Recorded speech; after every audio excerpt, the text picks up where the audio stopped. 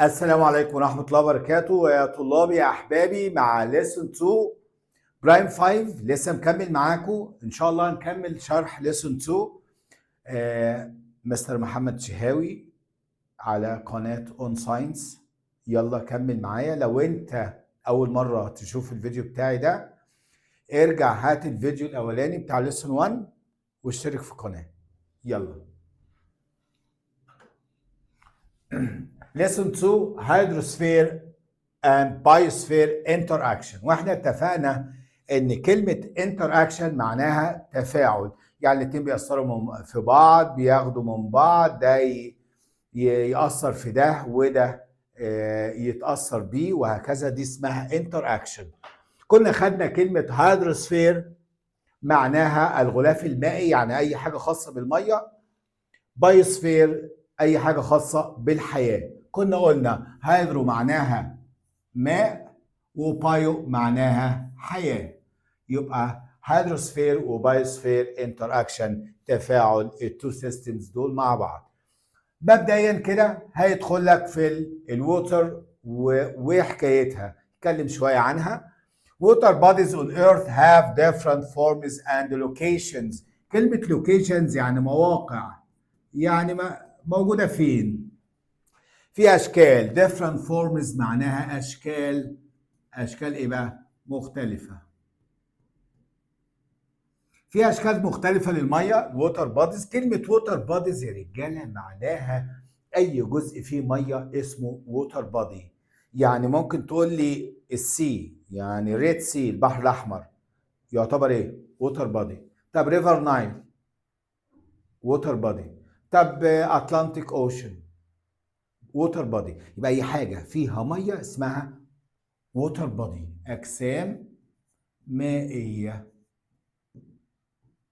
يبقى الأجسام المائية على الأرض ليها different forms، أشكال مختلفة، وكمان locations مختلفة كمان. طيب إيه بقى الووتر بادز اللي موجودة عندنا؟ عندي أول حاجة oceans and seas، البحار والمحيطات. محيطات وبحار. They are very large water bodies. اتفقنا إن كلمة water body معناها أي حاجة فيها مية اسمها water body. طبعا large water bodies and contain salt water. الاوشن والسيز يا رجاله هو فيها salt water. طب الليكس they are water bodies surrounded by land. البحيره هي عباره عن جسم مائي، ميه حواليها land، عشان كده بيسموها lake. Lakes are often contain fresh water but sometimes they contain salt water. معظم الليكس هي فريش ووتر، شويه منهم فيهم سولت ووتر بس. يبقى لما اجي اقول لك معظم الليكس تقول لي فريش ووتر.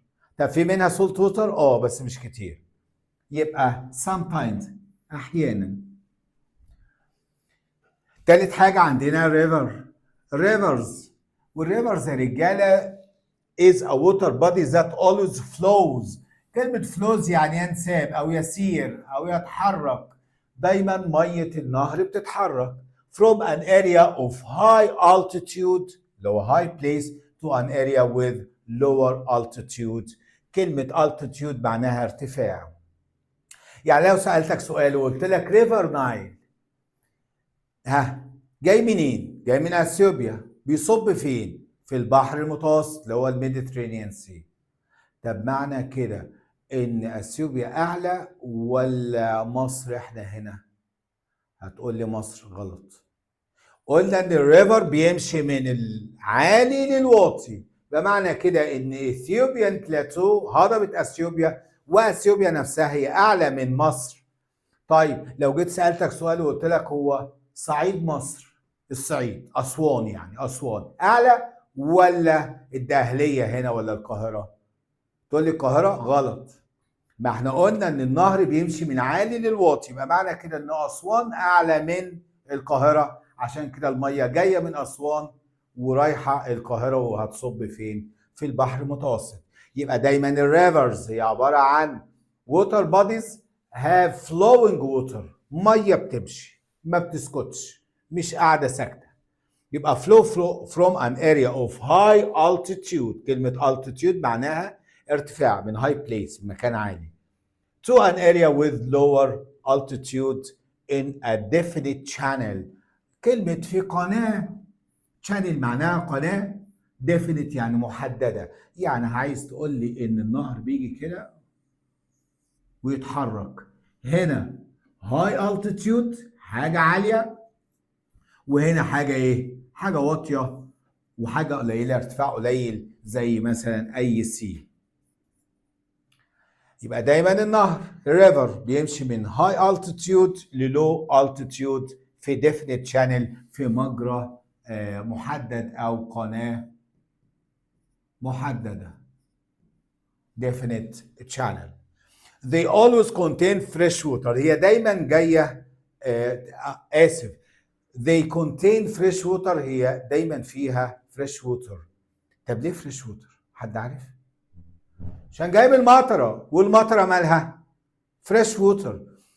دايما الريفرز اللي بيعملها الووتر بتاع الرين اللي هو المطر، فدايما ميه المطر بتبقى فريش.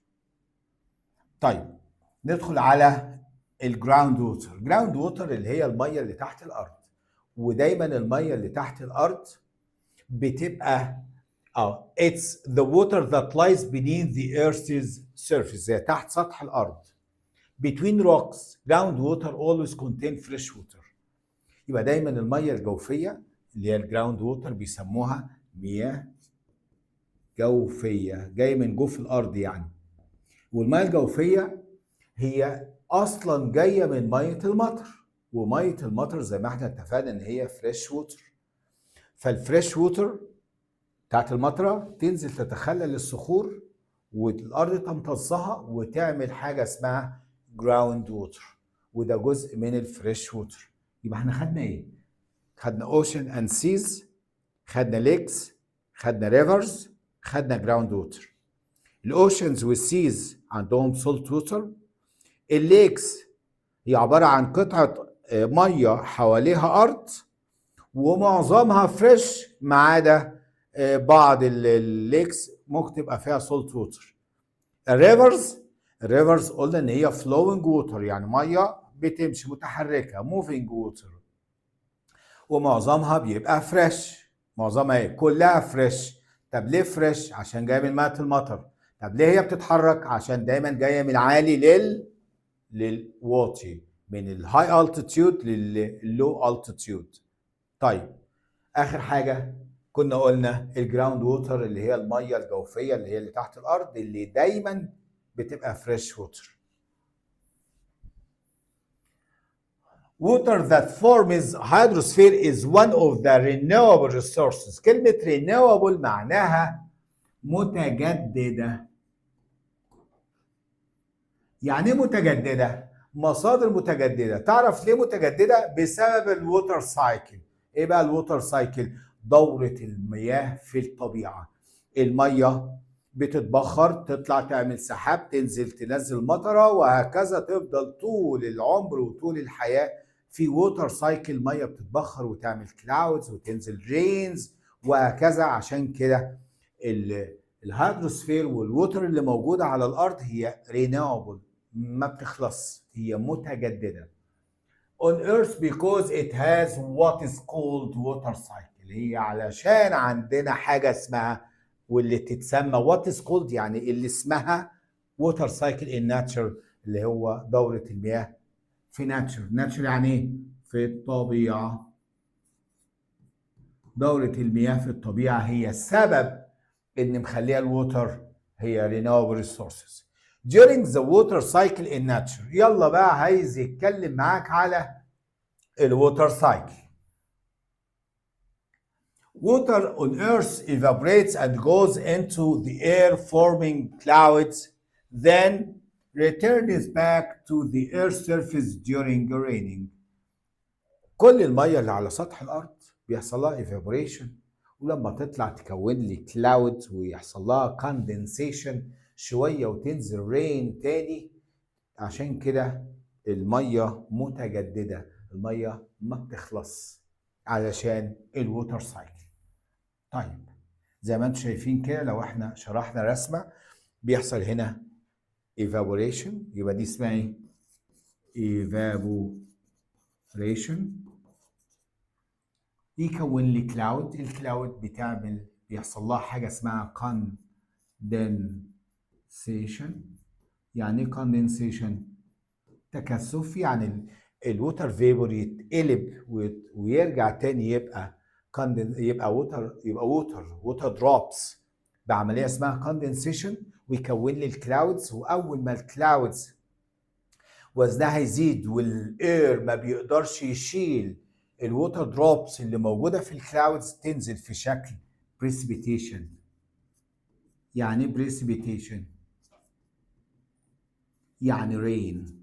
يعني ايه رين؟ طبعا ما قالوش رين بس، وقالوا حاجه اسمها بريسبيتيشن عشان ممكن ينزل سنو، ممكن ينزل تلج.